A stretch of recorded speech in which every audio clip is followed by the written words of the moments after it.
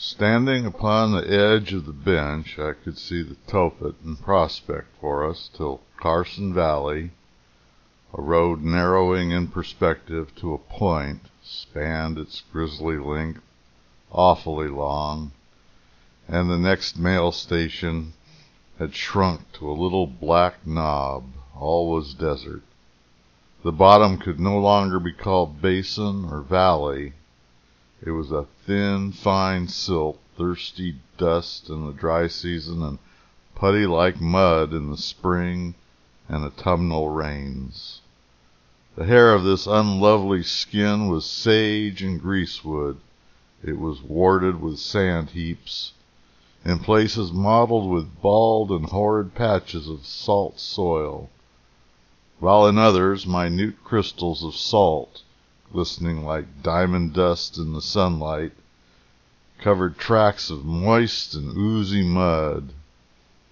Before us, but a little to the right or north and nearly due west of Camp Floyd, rose Granite Mountain, a rough and jagged spine or hogsback inhabited only by wolves and antelopes, hares and squirrels, grasshoppers, and occasionally an Indian family. Small, sweet springs are found near its northern and southern points. The tradition of the country declares it to be rich in gold, which, however, no one dares to dig. Our road is about to round the southern extremity, wheeling successively south and southeast, then west and northwest, then southwest and southeast, and southwest and northwest. In fact, round 3/4 of the compass, and for 3 mortal days we shall sight its ugly, frowning form. A direct passage leads between it and the corresponding point of the southern hill. We contemplate through the gap of Blue Ridge where Willow Springs Station, the destination of our party after tomorrow, but the straight line which saves us so much distance is closed by bogs for the greater part of the year, and the size of the wild sage would impede our wagon wheels. The great desert of Utah Territory extends in length about 300 miles along the western side of Great Salt Lake. Its breadth varies. A little further south it cannot be crossed, the water, even when not poisonous, being insufficient.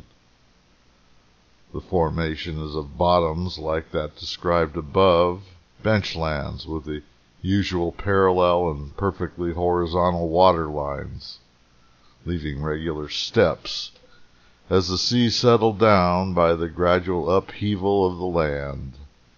They mark its former elevation upon the sides of the many detached ridges, trending mostly north and south. Like the rim of the basin, these hills are not a continuous mountain range which might be flanked, but a series of disconnected protrusions above the general level of the land. A paying railway through this country is as likely as a profitable canal through the Isthmus of Suez. The obstacles must be struck at right angles, with such assistance as the rough canyons and the ravines of various levels afford. Well, after Simpson Springs is Riverbed Pony Express Station, which lies on the floor of the ancient Sevier riverbed, formed by evaporation of Lake Bonneville, that drained from the area of Garfield County into Lake Bonneville. The water contained in the northern portion of the great inland sea had a greater surface area than the southern portion.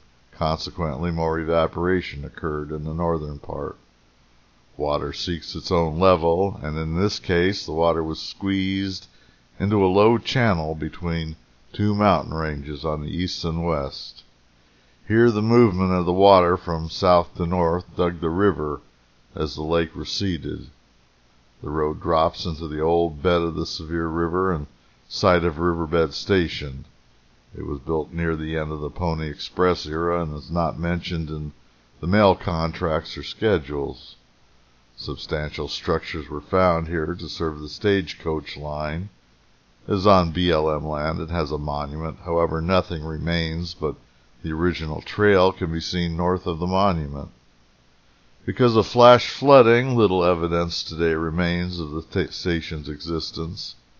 It is mentioned that it was hard to keep a station keeper at Riverbed because the area was supposedly haunted by desert fairies.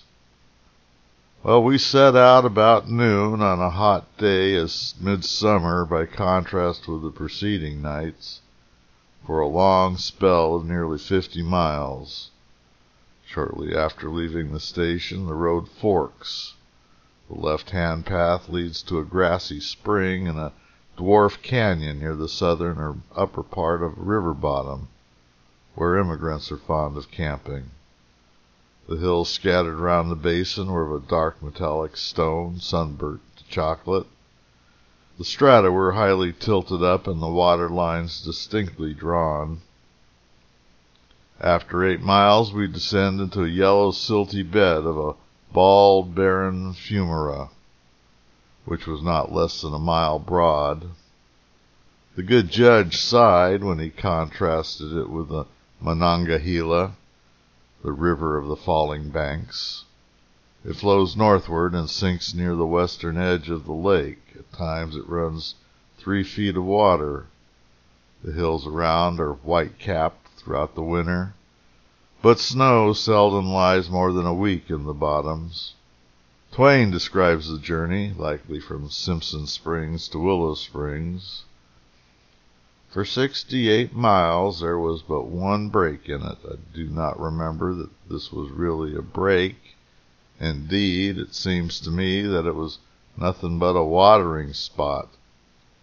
In the midst of a stretch of 68 miles, if memory serves me, there was no well or spring at this place, but the water was hauled there by mule and ox teams from the further side of the desert. It's possible Twain was confused about where the water came from. Sources report it was brought in from Simpson Springs, about 20 miles away to the east. There was a stage station there. It was 45 miles from the beginning of the desert and 23 from the end of it.